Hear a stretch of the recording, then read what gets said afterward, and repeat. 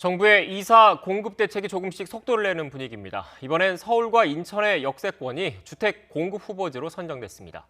정부는 공급 대상 83만 가구 가운데 23만 가구 후보지가 확보됐다고 밝혔습니다.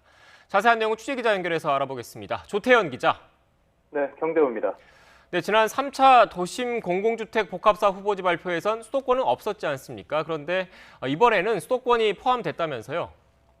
네, 말씀하신 것처럼 국토교통부 오늘 도심 공공주택 복합사업 4차 선도사업 후보지로 서울 5곳, 그리고 인천 3곳 등 모두 8곳을 선정했습니다.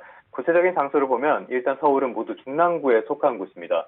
중랑역과 사가정역, 그리고 용마산역 주변이 주거와 상업이 결합한 고밀지구인 역세권 개발 후보지로 지정됐고요.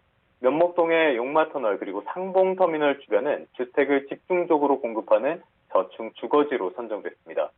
인천은 3곳 모두 역세권 개발 후보지인데요. 인천 미추홀구에 있는 제물포역, 그리고 부평구의 동암역, 불포천역 주변이 대상이 됐습니다.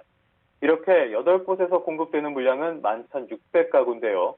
정부는 이번 지정에 따라 이사 대책의 공급 계획 물량 83만 가구 가운데 22만 8,400가구만큼 후보지를 확보하게 됐다고 설명했습니다.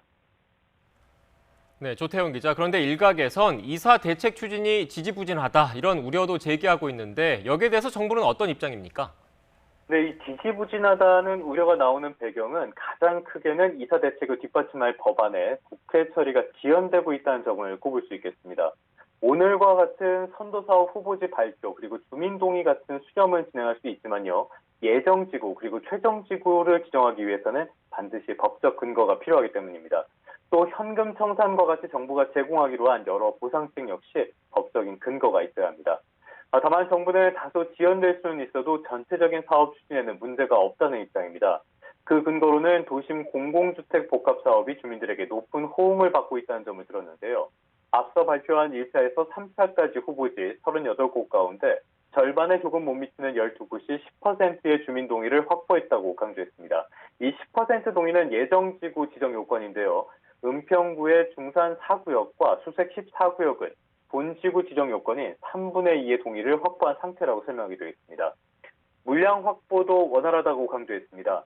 김영한 국토교통부 주택정책관은 올해 도심 주택 공급 목표 물량이 4만 8천 가구인데 지금까지 확보한 후보지는 그 2배가 넘는 10만 9천 가구라면서 지방자치단체와 주민들이 높은 호응을 보여줘서 사업 후보지 발굴이 수월하게 이루어지고 있다고 강조했습니다. 지금까지 경제부에서 전해드렸습니다.